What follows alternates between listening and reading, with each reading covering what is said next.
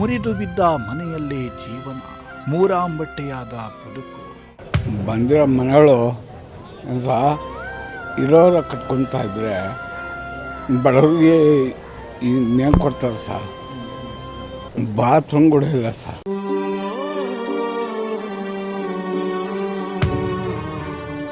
ಪ್ರಜಾಶಕ್ತಿ camera ಮುಂದೆ ಕಣ್ಣೀರಿಟ್ಟ ಹಿರಿಯ ಜೀವ. ಇಲ್ಲ ಸಹ ಅರ್ಜಿಗಳು ಕೊಟ್ಟಿದ್ದೀನಿ 3 ದಫ, ಆಗಲೇ ಇಲ್ಲ ಮನೆ. ಯಾವಾಗ ಬೀಳುತ್ತೋ ಭಯ. ನಮ್ಮ ದೇಶಕ್ಕೆ ಸ್ವಾತಂತ್ರ್ಯ ಬಂದು 76 ವರ್ಷಗಳೇ ಕಳೆದು ಹೋಗಿವೆ. ಈ ಅವಧಿಯಲ್ಲೇ ದೇಶದಲ್ಲಿ ಸಾಕಷ್ಟು ಅಭಿವೃದ್ಧಿಯಾಗಿದೆ.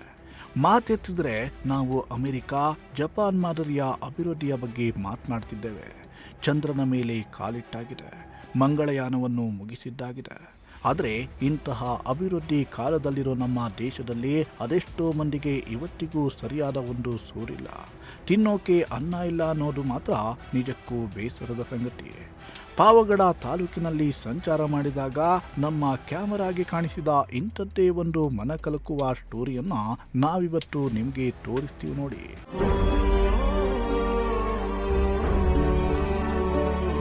ಹೌದು, ಪಾವಗಡ ತಾಲೂಕಿನ ರಾಜವಂತಿ ಗ್ರಾಮದ ಪಿ ಶೇಖರ್ ಎಂಬುವರ ಕುಟುಂಬದ ಕರಳು ಹಿಂಡುವ ಸ್ಟೋರಿ ಇದು. ಪಿ ಶೇಖರ್ ದಂಪತಿಗೆ 3 ಹೆಣ್ಣು ಮಕ್ಕಳು, 2 ಮದುವೆ ಮಾಡಿಕೊಟ್ಟಿದ್ದಾರೆ. ಒಬ್ಬರು ತುಮಕೂರಿನ ಹಾಸ್ಟೆಲ್ನಲ್ಲಿ ಓದ್ತಾ ಇದ್ದಾರೆ. ಹೀಗಾಗಿ ಗಂಡ ಹೆಂಡತಿ ಮಾತ್ರ ರಾಜವಂತಿಯಲ್ಲಿರೋ ಈ ಮುರಿದು ಬಿದ್ದ ಮನೆಯಲ್ಲಿ ಜೀವನವನ್ನ ಸಾಗಿಸುತ್ತಿದ್ದಾರೆ. ಕಳೆದ ಮಳೆಗಾಲದಲ್ಲಿ ಇವರ ಮನೆ ಮುರಿದು ಬಿದ್ದಿದೆ. ಆಗಿನಿಂದಲೂ ಇವರು ಇದೇ ಮುರಿದು ಬಿದ್ದ ಮನೆಯಲ್ಲಿಯೇ ಆತಂಕದಲ್ಲೇ ಕಾಲವನ್ನ ಕಳೀತಾ ಇದ್ದಾರೆ. ಮನೆಗಾಗಿ ಸಾಕಷ್ಟು ಬಾರಿ ಅರ್ಜಿ ಹಾಕಿದ್ರೂ ಪ್ರಯೋಜನವಾಗಿಲ್ಲ. ಇದ್ದವರಿಗೆ ಮನೆ ಕೊಡ್ತಾರೆ ಸರ್, ನಮ್ಗೆಲ್ಲಿ ಕೊಡ್ತಾರೆ ಹೇಳಿ ಅಂತ ಈ ಯಜಮಾನರು ಪ್ರಜಾಶಕ್ತಿ ಕ್ಯಾಮರಾ ಮುಂದೆ ಕಣ್ಣೀರಿಟ್ಟಿದ್ದಾರೆ.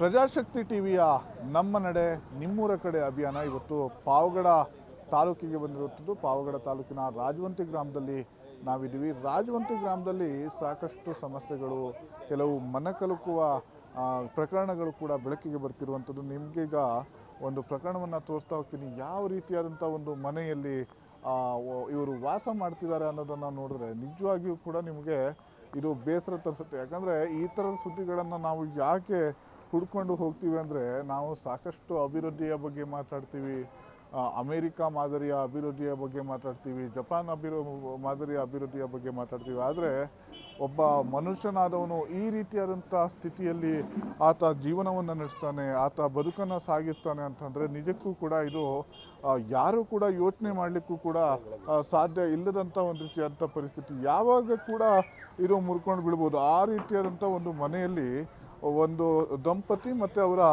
3 ಜನ ಹೆಣ್ಣು ಮಕ್ಕಳು ಜೀವನವನ್ನು ನಡೆಸ್ತಾ ಇದ್ದಾರೆ. 1 ವರ್ಷದ ಹಿಂದೆ ಈ ಮನೆ ಮುರಿದು ಬಿದ್ದಿರುವಂಥದ್ದು. ಹೀಗಾಗಿ ಇವರು ಸಾಕಷ್ಟು ಬಾರಿ ಮನವಿಯನ್ನು ಮಾಡ್ಕೊಂಡಿದ್ದಾರೆ, ನಮಗೆ ಒಂದು ಮನೆಯನ್ನು ಸ್ಯಾಂಕ್ಷನ್ ಮಾಡಿಸ್ಕೊಡಿ ಅಂತೇಳಿ ಸಾಕಷ್ಟು ಬಾರಿ ಅರ್ಜಿಗಳನ್ನು ಸಲ್ಲಿಸಿದ್ದಾರೆ. ಆದರೂ ಕೂಡ ಇಲ್ಲಿ ಗ್ರಾಮ ಪಂಚಾಯತಿ ಅವರು ಕಣ್ಣೀರನ್ನು ಹಾಕ್ತಾ ಇದ್ದಾರೆ. ಏನಂತಂದರೆ, ಇದ್ದವರಿಗೆ ಕೊಡ್ತಾರೆ ಸರ್, ನಮ್ಮಂಥವ್ರಿಗೆ ಎಲ್ಲಿ ಸಿಗುತ್ತೆ ಮನೆ, ನಾವು ಎಷ್ಟು ಸರಿ ಅರ್ಜಿ ಹಾಕಿದ್ರು ಅದಕ್ಕೆ ಏನೂ ಪ್ರಯೋಜನ ಆಗ್ತಾ ಇಲ್ಲ ಅನ್ನುವಂಥ ಒಂದು ಕಣ್ಣೀರನ್ನು ಈ ಮನೆಯ ಯಜಮಾನರು ಹಾಕ್ತಿರುವಂಥದ್ದು. ಅಂದರೆ ಆ ರೀತಿಯಾಗಿ ಅವರಿಗೆ ಬೇಸರ ತರಿಸಿದೆ ಈ ವ್ಯವಸ್ಥೆ. ಅಂದರೆ ಯಾವ ರೀತಿಯಾಗಿ ಈ ಒಂದು ಪಾವಗಡ ತಾಲೂಕಿನಲ್ಲಿ ಇಲ್ಲಿನ ಅಧಿಕಾರಿಗಳಿರ್ಬೋದು, ಜೊತೆಗೆ ಇಲ್ಲಿನ ಜನಪ್ರತಿನಿಧಿಗಳು ಯಾವ ರೀತಿಯಾಗಿ ನಡ್ಕೋತಾ ಇದ್ದಾರೆ. ನೀವು ಮೇಲ್ಗಡೆ ಕೂಡ ನೋಡ್ಬೋದು, ಹೆಂಚಿನ ಮನೆ ಇದು. ಈ ಒಂದು ರೀಪಗಳು ಇವೆಲ್ಲ ಏನಿದಾವೆ, ಮರ ಮುಟ್ಟು ಏನಿದಾವೆ, ಇದೆಲ್ಲವೂ ಕೂಡ ತುಂಬ ಏನು ಹಳಕಲಾಗಿರುವಂಥದ್ದು. ಹೀಗಾಗಿ ಯಾವ ಕ್ಷಣದಲ್ಲಿಯೂ ಕೂಡ ಇದು ಮುರಿದು ಬಿಡುವುದು. ಯಾವ ಧೈರ್ಯದ ಮೇಲೆ ಪಾಪ ಇವರು ರಾತ್ರಿ ಜೀವನವನ್ನು ನಡೆಸ್ತಾರೆ. ಆ ಗೋಡೆಯ ಮೂಲೆ ಭಾಗದಲ್ಲಿ ನೀವು ನೋಡ್ಬೋದು, ಇವತ್ತಿಗೂ ಕೂಡ ಅದು ಸೋರಿರುವಂಥ ಒಂದು ರೀತಿಯಾದಂಥ ಕಲೆ ಅಲ್ಲಿ ಕಾಣಿಸ್ತಾ ಇದೆ. ಮಳೆ ಬಂದಾಗ ಸೋರುತ್ತೆ ಸರ್, ತುಂಬ ತೊಂದರೆ ಆಗುತ್ತೆ ನಮಗೆ.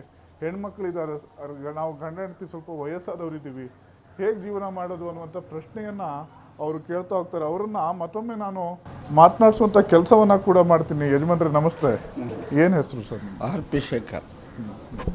ಏನು ಸರ್ ಈ ರೀತಿಯಾದಂಥ ಪರಿಸ್ಥಿತಿಯಲ್ಲಿ ಜೀವನ ನಡೆಸ್ತಿದ್ರಿ? ಏನು ತೊಂದರೆ ಇತ್ತು? ಏನು ಮನೆ ಏನು ಸ್ಯಾಂಕ್ಷನ್ ಮಾಡ್ತಾ ಇಲ್ವ ಸರ್? ಇಲ್ಲ ಸಹ ಅರ್ಜಿಗಳು ಕೊಟ್ಟಿದ್ದೀನಿ 3 ದಫ, ಆಗಲೇ ಇಲ್ಲ ಮನೆ. ಇರೋವ್ರಿಗೆ ಮನೆ ಹಾಂ. ಆ ಥರ ಮಾಡ್ತಾಯಿದ್ದಾರೆ ಪಂಚಾಯತ್ ಆಫೀಸಲ್ಲಿ. ಈಗ ನೀವು ರಾತ್ರಿ ಎಲ್ಲ ಮಲಗಿದಾಗ ಒಂದು ಈ ರೀತಿಯಾದಂಥ ಯಾವಾಗ ಬೇಕಾದ್ರೂ ಮುರ್ಕೊಂಡು ಬಿಡ್ಬೋದು ಅನ್ನೋಂಥ ಸ್ಥಿತಿಯಲ್ಲಿದೆ ಮನೆ. ಭಯ ಆಗಲ್ವಾ ಅದು? ನಿಜ ನಿಜ ಸಹ ಮಾತು. ಹಾಂ. ಯಾವಾಗ ಬೀಳುತ್ತೋ ಭಯ. ಹೆಣ್ಣು ಮಕ್ಕಳಿದ್ದಾರೆ, ಏನಂತಾರೆ ಅವರೆಲ್ಲ? ಗಂಡಮ್ಮ ಹೋಗಿದ್ದಾರೆ ಸರ್ ಅವರು. ಮದುವೆ ಆಗಿದ್ದಾರೆ ಅವರು. ಇಬ್ಬರು ಮಾಡಿದ್ದೀನಿ. ಹಾಂ. ನಾವೊಬ್ಳು ಓದ್ತಾ ತುಮಕೂರಲ್ಲಿ. ಈಗ ನೀವು ಗಂಡ ಹೆಂಡತಿ ಇಬ್ಬರೇ ಇರೋದು ಇಲ್ಲಿ? ಹ್ಞೂ, ಓಕೆ ಓಕೆ. ಊರಿಗೆ ಹೋಗಿದ್ದಾರೆ ಮಲಗಿರಿ. ಹಾಂ, ಒಬ್ಬರೇ ಇದ್ದೀರಾ ಈಗ? ಹಾಂ, ಒಂದು ಮನೆಗೆ ಸ್ಯಾಂಕ್ಷನ್ ಮಾಡಿಕೊಟ್ರೆ ನಿಮ್ಗೆ ಅನುಕೂಲ ಆಗ್ತಿತ್ತು, ಅದನ್ನ ಮಾಡ್ತಾ ಇಲ್ಲ. ಹ್ಞೂ, ಇಲ್ಲ ಸಹ ಮಾಡ್ತಾ ಇಲ್ಲ.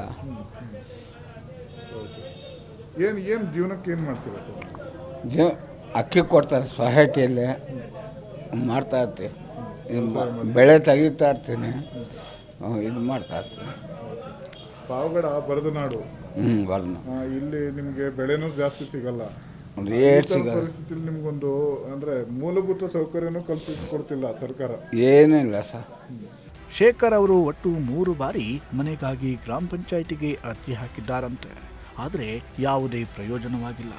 ಯಾವೊಬ್ಬ ಅಧಿಕಾರಿ ಕೂಡ ಇವರ ಗೋಳು ಕೇಳುವ ಪ್ರಯತ್ನವನ್ನು ಮಾಡಿಲ್ಲ. ಹೀಗಾಗಿ ನಾವು ಅವರ ಸಮಸ್ಯೆಯನ್ನ ಕೇಳ್ತಿದ್ದ ಹಾಗೆಯೇ ಈ ಹಿರಿಯ ಜೀವ ಕಣ್ಣೀರಾಗ್ಬಿಟ್ರು.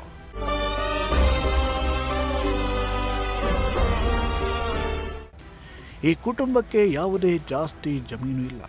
ಇದ್ದುದರಲ್ಲಿಯೇ ವ್ಯವಸಾಯ ನಡೆಸಿದ್ರೂ ಯಾವುದೇ ಆದಾಯ ಬರ್ತಿಲ್ಲ. ಹೀಗಾಗಿ ಕೂಲಿ ನಾಲಿ ಮಾಡಿಕೊಂಡು ಜೀವನವನ್ನು ಸಾಗಿಸ್ತಿದ್ದಾರೆ. ಸಾಕಷ್ಟು ಕಷ್ಟಪಡ್ತಿದ್ದಾರೆ. ಹೀಗಾಗಿ ಈಗಲಾದರೂ ಸಂಬಂಧಪಟ್ಟ ಅಧಿಕಾರಿಗಳು, ಜನಪ್ರತಿನಿಧಿಗಳು ಈ ಬಗ್ಗೆ ಗಮನ ಹರಿಸಿ ಅವರಿಗೆ ಒಂದು ಸೂರಿನ ವ್ಯವಸ್ಥೆ ಕಲ್ಪಿಸಲಿ ಅನ್ನೋದೇ ನಮ್ಮ ಪ್ರಜಾಶಕ್ತಿ ಟಿವಿಯ ಆಶಯ. ವಿಡಿಯೋ ಜರ್ನಲಿಸ್ಟ್ ಸಂಜು ಜೊತೆ ಹರ್ಷ ಶಾಸ್ತ್ರಿ, ಪ್ರಜಾಶಕ್ತಿ ಟಿವಿ, ಪಾವಗಡ.